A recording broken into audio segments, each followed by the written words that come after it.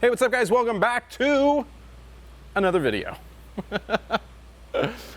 In today's video, in the Land Cruiser build, you're installing the Goose Gear system, which is why you're looking at the back of the truck today. We're gonna open this thing up. The Goose Gear system, if you're not familiar, is a whole rear platform system. It's got a drawer slide out for the refrigerator and a stove. This is their ultimate chef kitchen setup.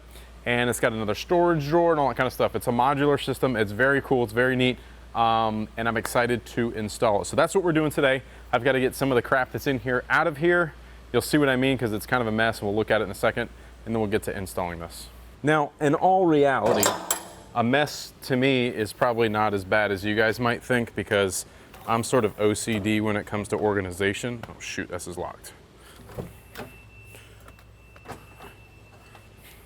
Like I was saying, I am kind of like a OCD when it comes to organization. So this is, in my mind, this is a mess. Really not that bad, right? So, but anyways, they're gonna have the refrigerator on a slide out here with the oven that's gonna come out from underneath the refrigerator and a drawer here. We're gonna get this stuff out. We're gonna remove everything else that's on the floor, unpackage all of that stuff, and get it installed. I don't think it's gonna take very long. The system, from what I understand and looks like, is very straightforward, very simple to install, very high quality. So let's get into it.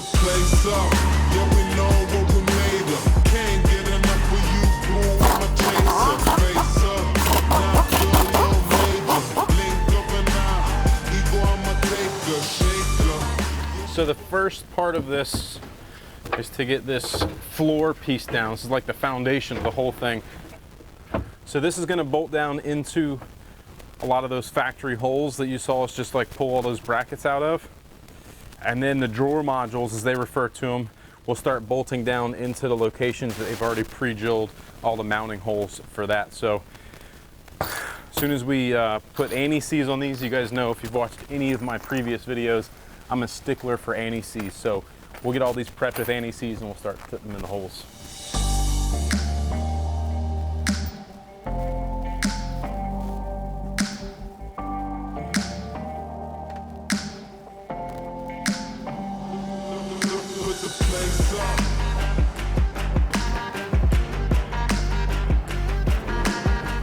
So this is the sort of kitchen module, if you will. Let me show you how this is going to work. So the refrigerator will mount to this, and then this has another slide out here, and then the stove will mount there, and you've got a whole sort of kitchen setup like this, and then this will slide back in.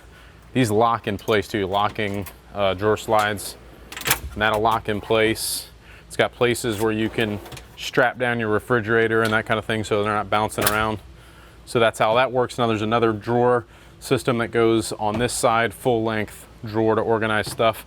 I'll still have some space on top to organize some things and whatnot. So anyways, let's get this stuff bolted down and keep moving on.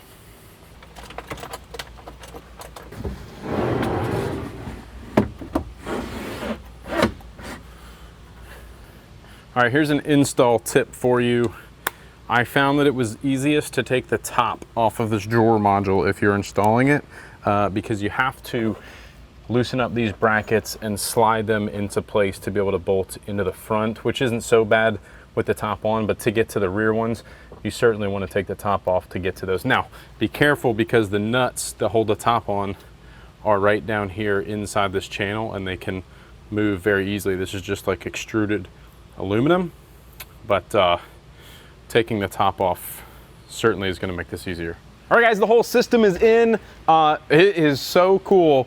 I'm really impressed with it, but let me show you a couple of installation tips because I didn't show you a ton along the way because it's just like tightening a bunch of screws, but there are a few things that if you're going to install one of these in your own truck that you should be aware of. So the first thing I would tell you is to start with one of the, like placing this little corner piece. There is no adjustment for this. So I would put this in first, and then that'll help you locate how far or back to add the drawers because that piece is pretty much fixed right there where it goes. So put that in first, mark it, do something, and then locate your drawers front to back, and then you can locate your kitchen module or whatever else you end up putting in there so that it's flush, etc. So I would start with that. You saw earlier I said to take the top off of the drawer to put the mounts in. That worked really well. Just make sure that you don't move the nuts inside of the channels too far from where they need to be so that you can get the screws back in. The other thing I would do when you're locating this is put this little wing piece on.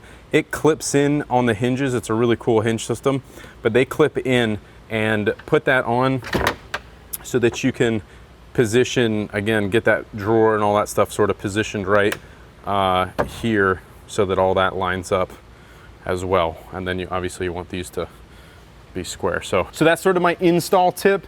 Let me show you how the system works. It is very cool. Okay, starting on this side, you've got this full length drawer that goes from the front all the way back, or I guess from the front all the way, anyways.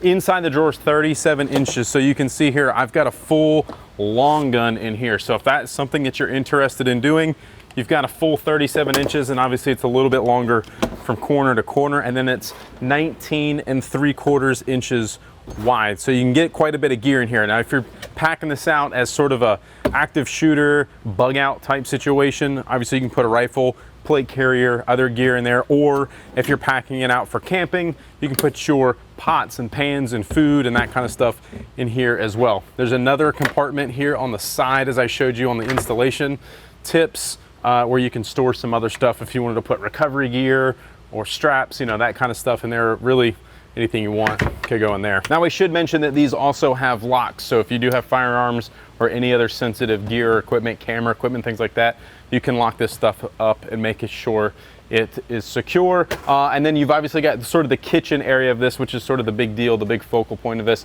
You've got the slide outs that lock here so that it's not banging around while you're driving.